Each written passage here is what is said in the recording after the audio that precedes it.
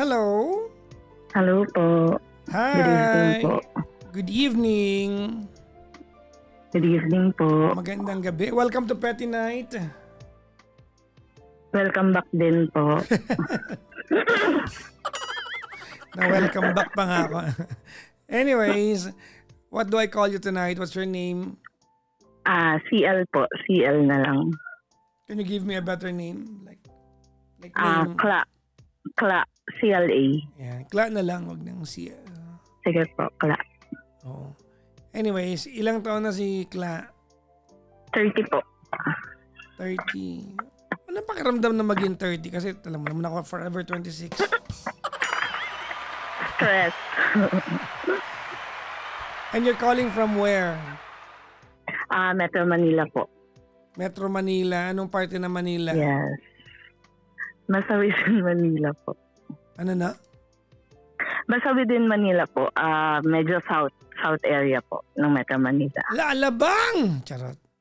Hindi. Okay na yan. General area lang naman kailangan ko. Anyways. Yes po.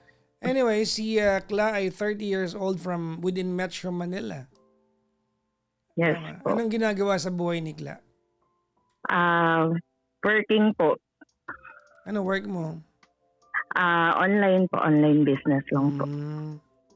Ano yan? Nagbebenta ka? Hindi po. Mga online bookings po. Nagbubook po online. Basta gano'n. Ako may kilala ko. Iba yung binubok online eh. Ano na naman to? Anyway. Kailan mo pa ako kilala? Actually, ano pa po, nasa Love Radio pa lang po kayo. Before po, I remember, di ba, through text po pag magpapabate. One Nabati time na ba kita nagpabati ever? po ako. Yes po, before. Well, welcome. Ito na ako. Nasa online na lang ako ngayon. I'm glad na kahit nandito ako, sinusundan niyo pa rin ako. Yes naman po. Kahit saan po kayo mapunta, of course. Oh, thank you very much if you trust my advice. Yes po. Anyways, are you married? No po. You have a boyfriend? Single. Partner po. Partner? Yes po, live-in partner. Live-in partner? Okay. Yes po. May problema kayo? Wala naman po. Gagawan ko kayo. Okay, ilan na anak niyo? Well, ang partner ko po is part ng LGBT din po. Bisexual po. Yes Okay, po. okay.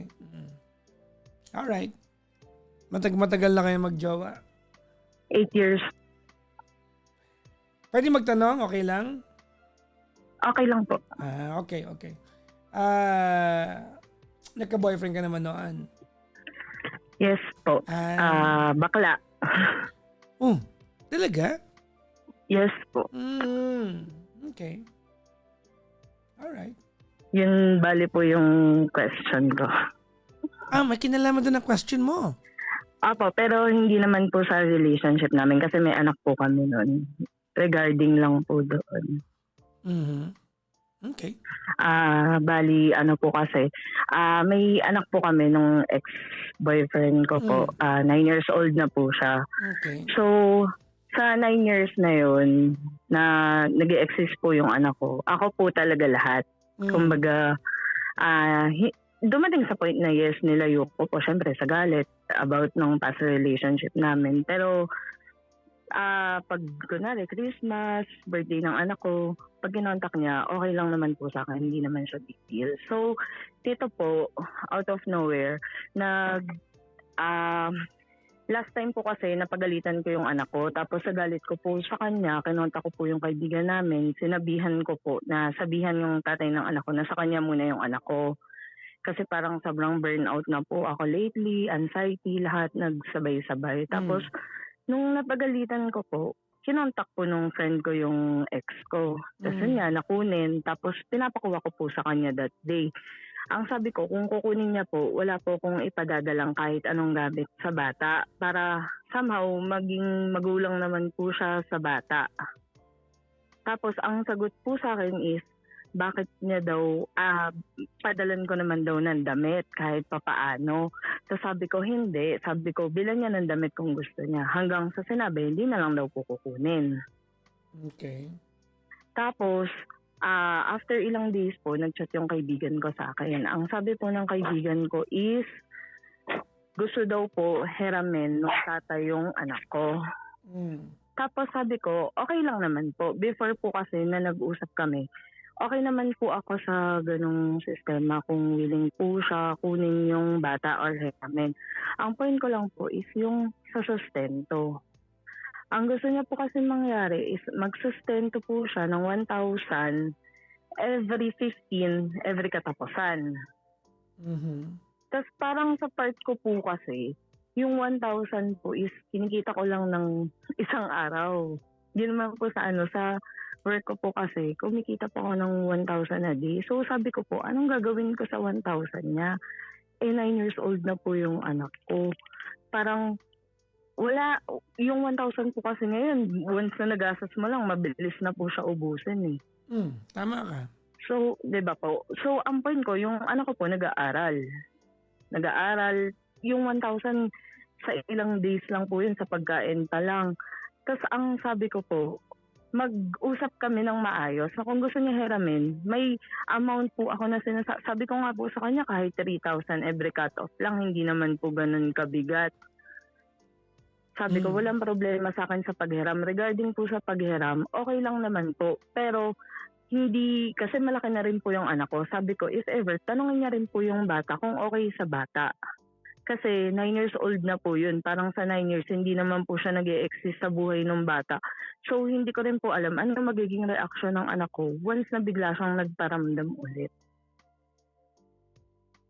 So, sa part ko po kasi, na andun po ako, syempre, galing din po ako sa broken family. Alam ko din po yung pakiramdam ng lumaki ng walang tatay. So, andun po yung nagda-doubt ako kung tama ba yung decision ko na hayaan na lang na forever, hindi na siya mag-exist sa buhay ng anak ko na somehow alam ko balang araw hanapin din ng anak ko or payagan ko ba kahit yun lang yung kaya niyang i-offer. Ganun po, medyo naguguluhan ako kasi dumadagdag po siya sa iniisip ko. Okay. Ayun po. Ano tanong mo? Sa tingin niyo po, payagan ko po ba yung tatay ng anak ko kahit alam ko na ganun lang po yung kaya niyang i-offer or hayaan ko na lang po siya na hindi mag-exist sa buhay ng anak ko kasi hindi naman din po hinahanap. Or mali po ba na ganito yung nafe-feel ko? Siyempre, yun nga po, galing po ako sa broken family. Alam ko rin po yung pakiramdam ng walang tatay. And somehow, ayoko maranasan ng anak ko. Pero sa 9 years po kasi hindi na talaga siya nag-e-exist. Hindi na rin po hinahanap. Okay. Yun na yan? Yes po. May mga tanong lang ako. Okay lang? Okay po. Anong kasalanan nung anak mo? Nung balak mo siya ibalik sa tatay niya? Ano po, nag-purchase po ng Roblox na halagang 2,000. Ano to ha? Let me just be categorical with my Yes po. questioning. Okay lang? Yes po. Bakit nung galit ka, okay sa'yo na magpakatatay yung tatay? Siguro, yun nga po, sa sobrang galit ko po, parang Hindi. yung sobrang burnout na po ako na parang sabi ko po sa kanya, doon na lang muna siya sa papa niya kasi napapagod na rin po ako. Parang ang dami na ring stress. Parang So ibig sabihin, gusto ko po huminga muna. okay sa'yo na maging tatay yung bata pag galit ka? Hindi. Kahit naman po hindi ako galit, okay naman po sa akin eh. Yung sa sustento lang po talaga yung inaano ko sa Well, kanya. yung sustento kasi, you can actually, pwede mo ma-fix yan na by demanding it through yung government agencies natin. Pwede mo i-demand yan eh. Pwede mo daanan sa legal yung part na yun. Of course, my point is, you're right, hindi kasi 1,000, no? Sana makakarating yung 1,000, di ba? Opo. Ang tanong, ano ba muna yung yung tawag nito yung trabaho ng ex mo? Ano po, sa isang career company po. Mm. Parang ano po siya doon sa online po siya, sa loob po sila. Okay. So, kung ako sa'yo, kasuhan mo na lang siya sa sa vowsy para makuha mo yung nararapat para sa anak mo. Kasi, Pero ano nga po, yes ma'am. yun po, yung sa apelyido po kasi, hindi po sa kanya naka-apelyido. Before po kasi, yun din po yung dahilan kaya hindi ko siya makasuhan. Exactly. Kasi po, Nabanggit mo yan kanina kasi nga may galit ka, dinamay mo yung karapatan ng tatay sa bata. hindi po. Actually po, nung time na buntis ako, pinapa-apelyido ko po sa kanya yung bata. Nagmamakaawa pa po ako sa kanya na ayaw niya. i-apelyido sa kanya. Okay. Siya po yung may ayaw. Tapos, years later po, malaki na yung bata. Gusto niya na po ma-apelyido, which is mahirap na po habulin kasi may mga gastos na yung mga documents po sa school. Kaya naman Pero yan. Kaya naman yan. Pero hindi Medyo ko po siya tinanggalan ng karapatan. Well, it will always impact, di ba, dun sa idea that you did not use his last name para sa anak niya. Magiging contention niya yan. It does not diminish, it will not diminish na yung idea ng pagiging tatay niya, but it will become his contention. I mean, nakaka-relate ka po. Yes po. Pero hindi pa rin sapat yun na maging dahilan para hindi siya magsustento. Ulitin ko ha, it will not be enough para maging katwiran niya yun, but it will be his contention. Ikakatwiran niya sa iyan. Kasi hindi mo pinapilido sa akin eh. Ngayon, gaganyan-ganyan ka. Hindi mo magiging tama. Actually, hindi niya naman din po masumbat sa akin yun kasi alam niya din po sa sarili niya na halos nagmakaawa din po ako sa kanya nung time na yun na maapelyedo sa kanya. Okay. Siya po yung may ayaw that time kasi may partner po siya. Well, sa part na yan, you have to file your case sa vowsy. Baka mamaya masingil mo rin yung yung ilang taon na hindi siya nakapagbigay. Di ba? But that will involve DNA test na. I think aabot na kayo sa puntong iyon. Yan nga. Pero now that in talking terms kayo ng tatay, let's take one step at a time. No? Kasi ngayon, ang pagkakaintindi ko ngayon, tahimik yung buhay mo, you okay ka sa pagiging single mom mo sa anak mo. Diba? Everything is smooth naman until mabuisit ka sa anak mo at yun nga po, napagalitan ko. Tapos, medyo mali kasi yun eh. Hindi ko nga mag-gets yung wisdom mo bakit kailangan ipadala mo yung bata nang walang damit. Ipaliwanag mo nga sa akin yung wisdom na yun. Hindi. Yung time lang na po yun, ang sabi ko naman po, hindi ko siya pagbibit-bitin ng anything na gamit po. Kasi, para rin po, kasi alam ko sa tagal din. Siyempre, ang tagal din po hindi niya nakasama that's not the point. Ang magiging point niyan is, Yes po. ang point niyan kasi is for the longest time, wala namang prepared na gamit yung bata doon sa tatay. Meron po. Kasi before po, Pero, sorry ha. No, I'm Apo. sorry. No, I will not let you get away with this. Mali ka dun sa part na yon. yes po, alam ko naman Gamit po, ng mali bata, din ba't po yung ako papadala nun. sa kanya? Alam ko naman Sobrang po, foul mali po ako yun. sa part na yun. Sobrang foul Apo. yung ginawa mo na yun. It's just, sorry pero medyo parang, hindi ko alam. Ayoko pakialam yung parenting style mo. But it's just so wrong to do that to your kid. Maling-mali yan, ma'am. Yes po. Alam ko din naman po, sa sobrang galit ko din po talaga sa anak ko that time. Parang bumuhos na lang po lahat. Pero out of nowhere po, na biglang makikita mo po na purchase lahat ng pera mo sa GCash. Na hindi naman once po nangyari, ilang beses ko na rin po siya sinabihan. Parang that time po is Cla, I do not sumabog know na why lang you're din here. po. If you're here to argue with me, Hindi naman. well, I feel like you're arguing with me. I don't see the point why. Kasi parang ang dating ngayon, parang you are trying to justify. Hindi ko alam, no? I don't know with you. Mali yun, ma'am, no? Let's just stop at that point where we can both agree that that was a stupid logic. Yes po. It is. It was. Diba? Other than that, hindi ko mag-gets yung part na nung time na bad trip ka, ora-orada, gusto mong maging tatay siya. Ngayong medyo smooth na at pwede na kayo mag-usap, aapurin mo yung conditions. Tama ka naman. Di ba? All your life, buong buhay ng anak mo, you provided for the welfare of your kid. Alam mo, yan ang puso ng mga nanay eh. Gets ko naman yan. Di ba? Ganyan naman kayo talaga. No? You are, anong tawag doon? Mapagsakripisyo naman talaga kayo. So I don't doubt that you did everything you can para sa anak mo. Of course, you will, 'di ba? Pero now that nandiyan na kayo sa puntong iyan ng pag-uusap ng tatay, take it one step at a time. May pinagdaanan kayong argument eh. May pinagdaanan kayong mga bagay-bagay na that grew the distance between the two of you. Kung if you're asking for some wisdom from me tonight, I'd tell you na I think you and the dad will have to be in talking terms para ma-arrange itong setup ng anak ninyo. Kasi ang nangyayari ngayon, ginagawa mong you attach the condition kung kailan siya magiging tatay sa anak niya dun sa kaya niyang ibigay. That's what you're doing right now. You attach a condition sa pagiging tatay niya. If you want to do that, don't do that on your own. Do that sa vowsy. Yes. Okay po. Wag mong gawing hostage yung anak mo sa pagiging, kasi sabi mo naman gusto ko pa maging tatay yung tatay ng anak ko sa anak ko kasi lumaki ako sa broken family. And then after that, sasabihin mo na kasi 1,000 lang kaya niya bigay, ayaw kong payagan eh. So di ba hindi magkatugma yung dalawa?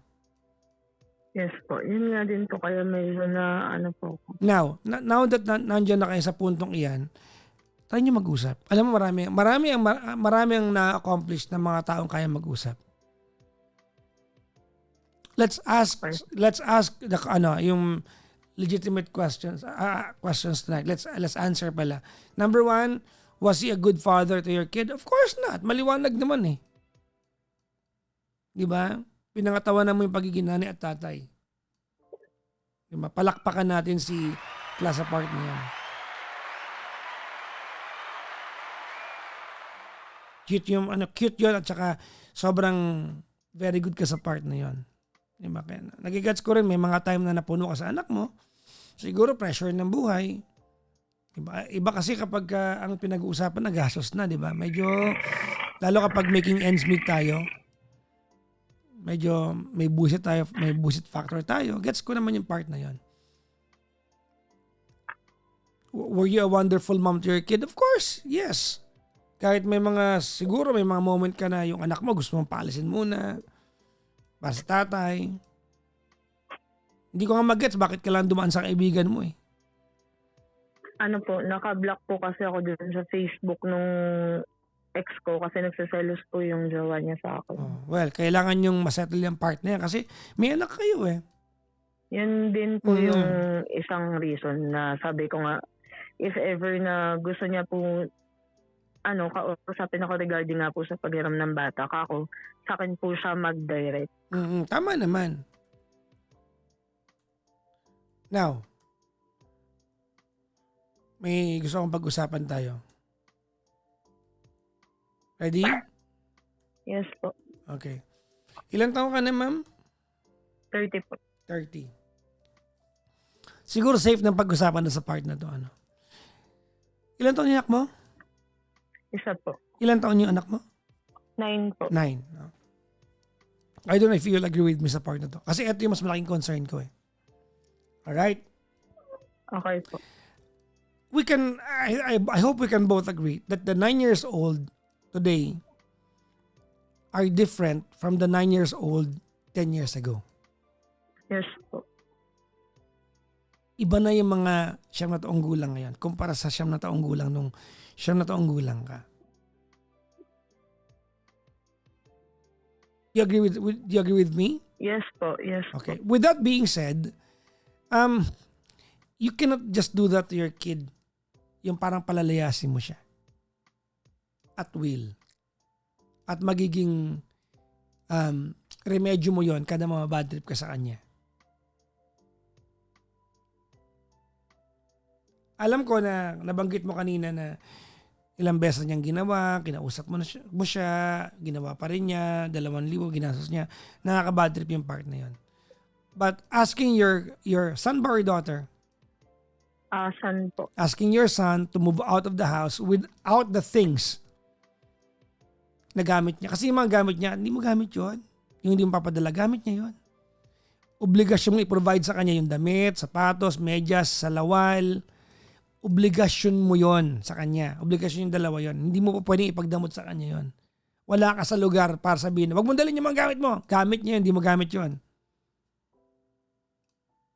Nakuha mo yung point ko? Yes po. Kanya yon. Hindi sa'yo yon. Kasi obligasyon natin i-provide sa kanila yon. When we give it to them, it's them. It's their stuff. Kanila yon. At sa ganyang edad ng bata, there are only few things that's important to them. Friends nila online, their games, favorite nilang damit. Sa atin kasi, iba ang pananaw natin sa buhay. What we consider important are different from what they consider important. To us, ang importante sa atin, retirement natin, ipon natin, emergency funds natin. Yan ang ating mga importanteng bagay. Nakakasunod ka. Yes po. Sa kanila, hindi yan ang importante sa kanila. Ang importante sa kanila, yung mga pinagdamot mo sa kanya. Yung mga yun. Bagay, gamit yun. Kanya yun eh. Hindi mo pwede ipagdamot sa kanya yun.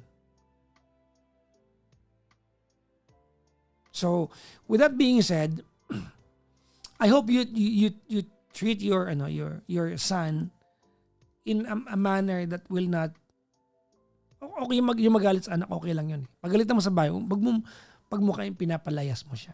Kasi ikaw na rin nagsabi sa akin, di ba, lumaki ka sa broken family.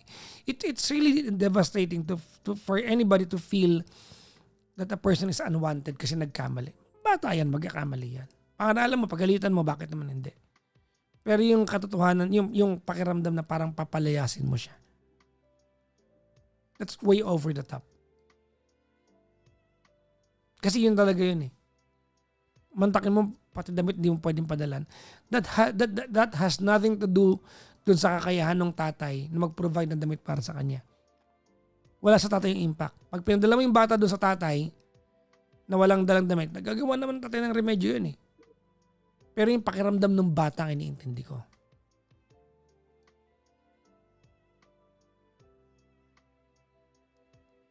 Did I make sense, ma'am? Yes po. No, thank you. Now, I want you to get more than 1,000 per month. Dapat naman. Anak yan eh. Tama. You agree with me, right? Yes po. Punta ka ng vowsy. Para malinaw. You deserve, the kid pala, hindi ikaw. The kid deserves more than that. That will not look after the welfare of the bata. Hindi ba pwedeng ikaw na ikaw lang? Siyempre, di ba? Siyempre, taong gulang. Tapos, wala ka na nga ng maraming taon. Tapos, 1,000 per month lang ibibigay mo. Hindi tama yon. So, dali mo sa vowsy.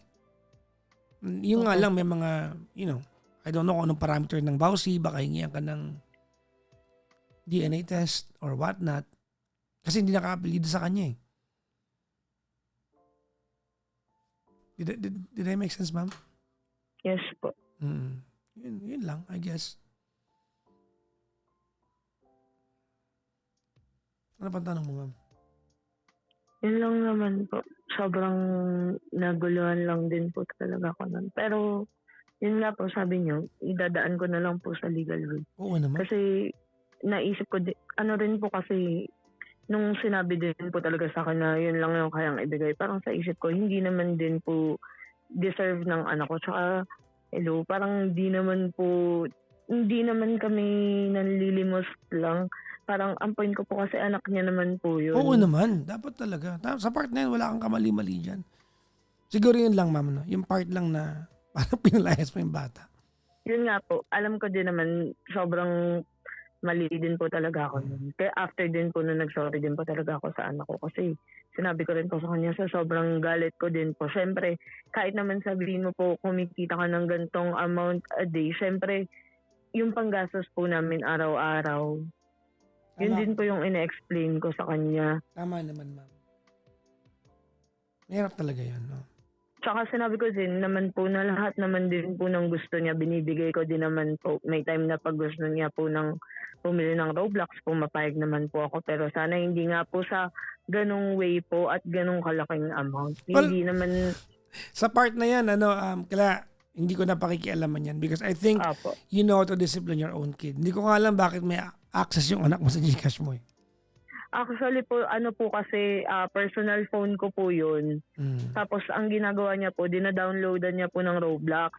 Ang ginagawa niya po, pag tulog po ako, kasi para po maka-purchase sa phone ko, kailangan lang po ng fingerprint. Kasi personal phone ko nga po to, may tablet naman po siya.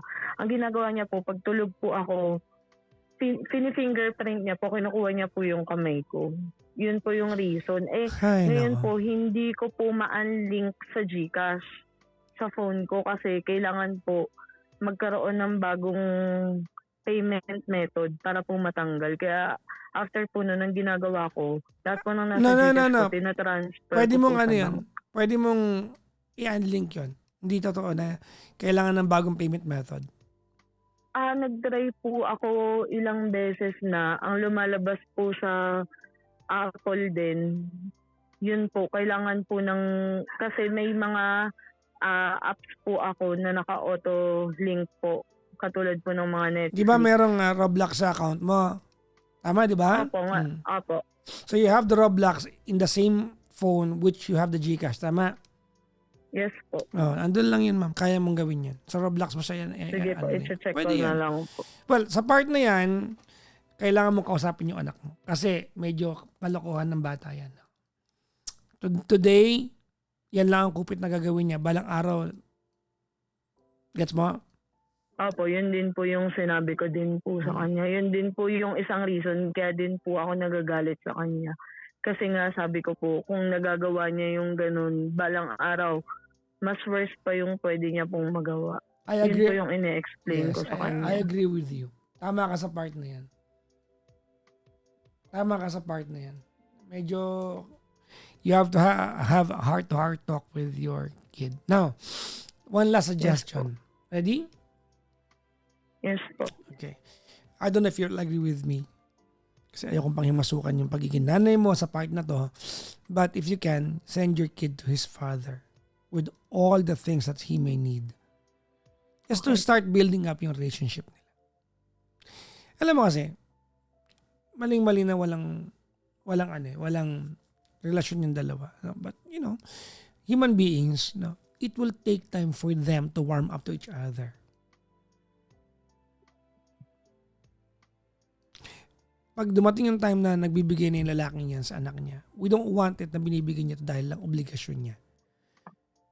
Dapat gawin niya to kasi alam niya na mahal niya yung anak niya. Kasi nagkakasama sila. Nakakwento ng bata yung mga pangangailangan niya. Nag-gets mo yung point? Opo. Send mo yung bata doon. O, doon ka muna, nak. 2 araw, 3 araw. Pero mag-vowsy ka pa rin, ha? Put it in writing. Yes po. Importante Yes yun. po. Hindi naman dahil nag-vowsy ka, galit ka eh. Kumbaga, you just wanna formalize. Alright? Okay po. May tanong ka pa? Wala na po, yun lang po. Wala nang iba? Wala na po. Okay naman. Anong Gcash mo? Ako nang bahala sa Roblox ng anak mo. Charot lang. Baka mami umuo ka naman bigla. Wala akong pera. Hindi po. Okay lang po. Kamusta naman yung anak mo at yung partner mo? Di okay? Okay naman po sila. Actually, pag mga ganun po kasing scenario, hindi po, ako po kasi pag nag-aaway kami ng anak ko or pinapagalitan ko, most of the time iiyak lang po ako. As in most of the time po. Kasi parang yung sobrang bigat na po, na parang hindi sa kasi anak ko siya, pero ang bigat lang po ng mag-isa. I get you. Tapos syempre, alam mo po yung minsan sasabog ka na lang out of nowhere. Tapos ayaw mo na din naman siya nakikita kong umiyak. Ayaw mo din naman siyang nasasaktan or yung gano'n. Pero siyempre, ang bigat din po talaga minsan. Kaya minsan, pag hindi pa ako nagsasalita, yung partner ko po yung nagsasalita sa kanya.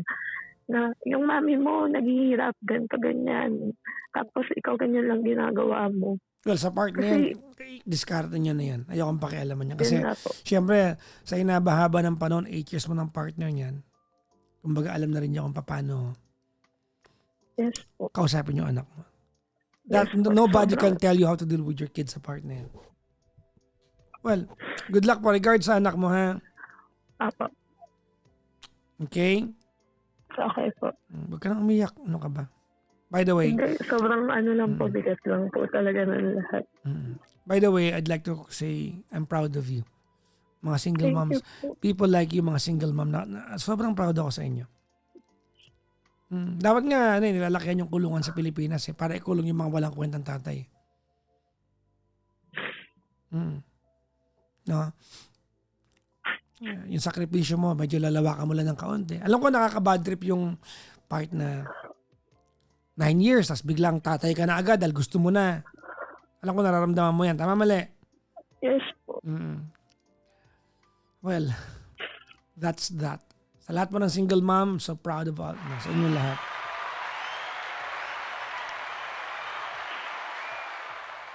Okay? Thank you po. Mag-ingat ka palagi, ha? Yes po. Thank you po. Maraming salamat. Thank you very much. Thank you po. Bye-bye. Bye-bye po.